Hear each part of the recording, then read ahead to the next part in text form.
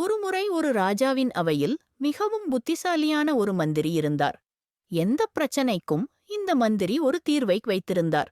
அவரிடம் கேட்காமல் ராஜா எந்த பெரிய முடிவையும் எடுப்பதில்லை. இதனால் அரண்மனையில் உள்ள மற்றவர்களுக்கு மந்திரி மீது பொறாமை ஏற்பட்டது. ஒரு நாள் ராஜா மந்திரியிடம், நீங்கள் மிகவும் புத்திசாலி, ஆனால் உங்கள் மகன் மிகவும் முட்டாள்தனமானவன், அவனுக்கு எந்த அறிவும் இல்லை என்று கூறினார். இது மந்திரிக்கு பிடிக்கவில்லை. அவர், மன்னா, ஏன் இப்படிச் சொல்கிறீர்கள்?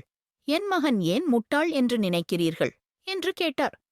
ராஜா சொன்னார், ஒவ்வொரு காலையிலும் நான் மக்களைச் சந்திக்கச் செல்லும்போது உங்கள் மகன் அங்கே இருப்பான். தினமும் அவனிடம் நான், தங்கமா வெள்ளியா, எது அதிக மதிப்புள்ளது என்று கேட்பேன். ஒவ்வொரு முறையும் உங்கள் மகன் வெள்ளி என்று சொல்கிறான். இதைக் கேட்டு அவையில் இருந்த அனைவரும் சிரிக்கத் தொடங்கினர். மந்திரிக்கு வருத்தமாக இருந்தது. எதுவும் சொல்லாமல் நேராக வீட்டிற்குச் சென்று மகனிடம், தங்கமா வெள்ளியா, எது அதிக மதிப்புள்ளது என்று கேட்டார். மகன் உடனே, அப்பா, தங்கம் என்று பதிலளித்தான். மந்திரி பின்னர், தங்கம்தான் மதிப்புள்ளது என்று உனக்குத் தெரிந்தால் ஏன் தினமும் ராஜாவிடம் தவறான பதில் சொல்லி வெள்ளிதான் அதிக மதிப்புள்ளது என்று சொல்கிறாய் என்று கேட்டார்.